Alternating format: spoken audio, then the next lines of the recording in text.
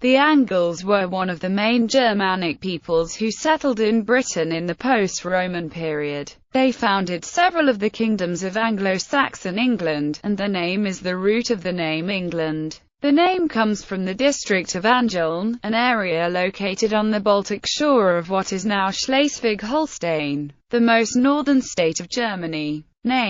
The name of the Angles was first recorded in Latinized form, as Anglii, in the Germania of Tacitus. It is thought to derive from the name of the area they originally inhabited, Angeln in modern German, Angel in Danish. This name has been hypothesized to originate from the Germanic root for narrow, meaning the narrow water, i.e., the Schlei estuary. The root would be ang, tight.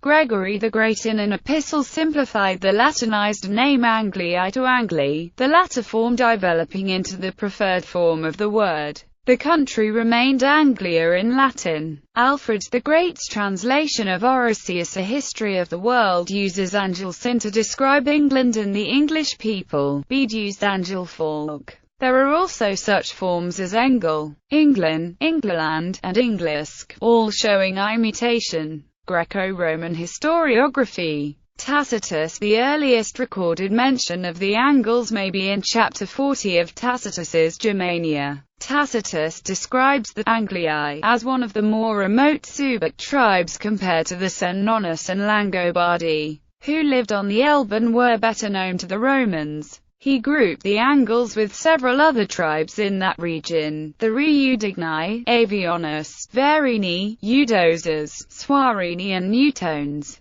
These were all living behind ramparts of rivers and woods and therefore inaccessible to attack. He gives no precise indication of their geographical situation but states that, together with the 6 other tribes, they worshipped Nearthus, or Mother Earth, whose sanctuary was located on an island in the ocean. The Eudoses are the Jutes. These names probably refer to localities in Jutland or on the Baltic coast. The coast contained sufficient estuaries, inlets, rivers, islands, swamps and marshes to have been then inaccessible to those not familiar with the terrain, such as the Romans, who considered it unknown, inaccessible, with a small population and of little economic interest. The majority of scholars believe that the Anglii lived on the coasts of the Baltic Sea, probably in the southern part of the Jutish Peninsula. This view is based partly on Old English and Danish traditions regarding persons and events of the 4th century,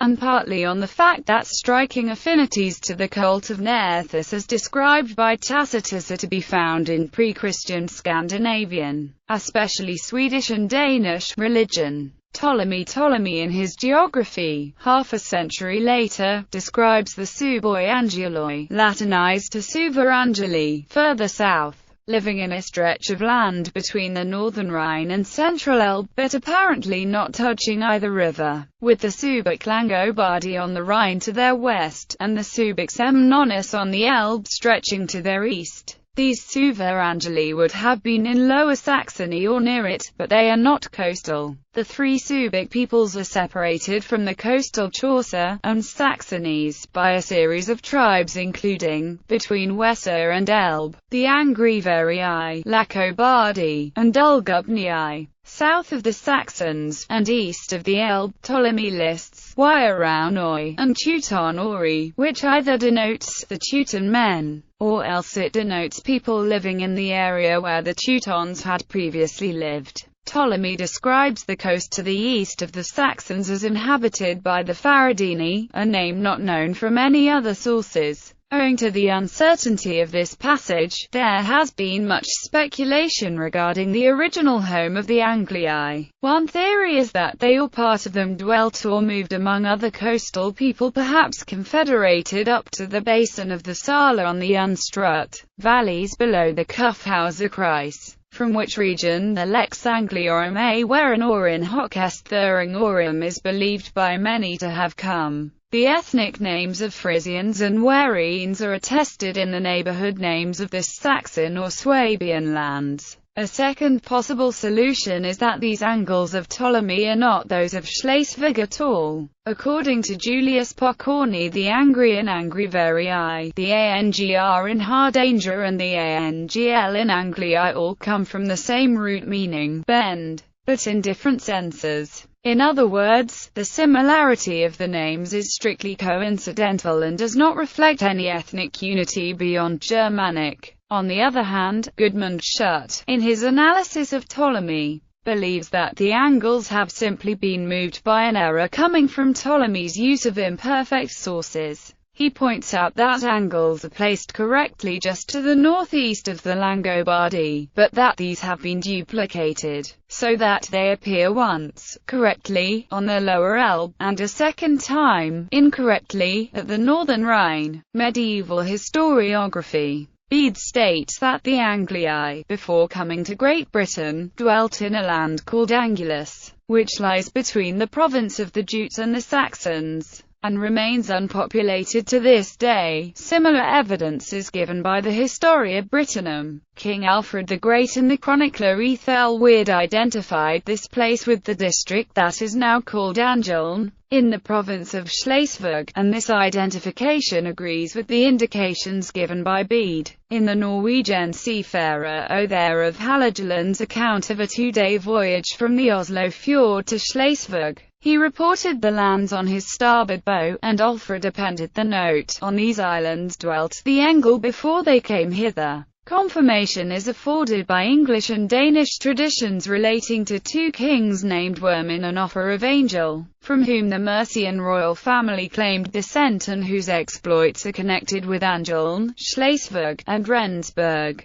Danish tradition has preserved record of two governors of Schleswig, father and son, in their service, Frauenus and Wiggo, from whom the royal family of Wessex claimed descent. During the 5th century, the Angli invaded Great Britain, after which time their name does not recur on the continent except in the title of Suva Angeli. The Angles are the subject of a legend about Pope Gregory I, who happened to see a group of Angle children from Deria for sale as slaves in the Roman market, as the story would later be told by the Anglo-Saxon monk and historian Bede. Gregory was struck by the unusual appearance of the slaves and asked about their background. When told they were called Angli, he replied with a Latin pun that translates well into English. Bene, name Angelicum habent faciem, a tales Angelorum in Caelis decetius coherides. Supposedly, this encounter inspired the Pope to launch a mission to bring Christianity to their countrymen. Archaeology.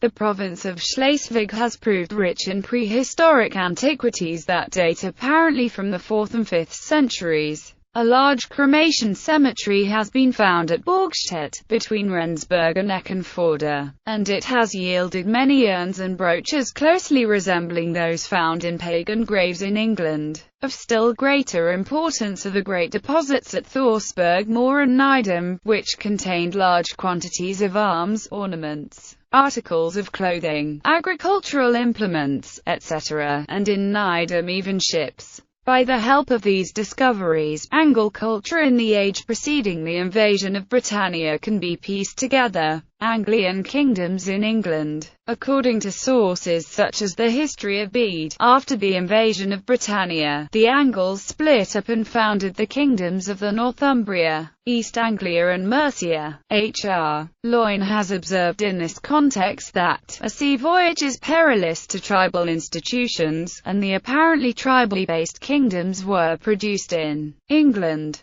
In early times there were two northern kingdoms and two midland ones, which had by the 7th century resolved themselves into two Angle kingdoms, viz., Northumbria and Mercia. Northumbria held suzerainty amidst the Teutonic presence in the British Isles in the 7th century, but was eclipsed by the rise in power of the Mercian kingdom in the 8th century. Both kingdoms fell in the great assaults of the Danish Viking armies in the 9th century, their royal houses being effectively destroyed in the fighting. the Angli populations of the two fallen kingdoms becoming governmentally captive under the Danelaws' dominion. Having withstood the Danish assaults further south, the Saxon kings of Wessex marched north in the late 9th and early 10th centuries and liberated the Angles from the Danelaw in a succession of victorious military campaigns, and were accepted by the Angles as their kings after having united their house in marriage with the surviving residue of the Angli royal lines. This marked the passing of the old Anglo-Saxon world and the dawn of the English as a new people. The regions of East Anglia and Northumbria are still known by their original titles.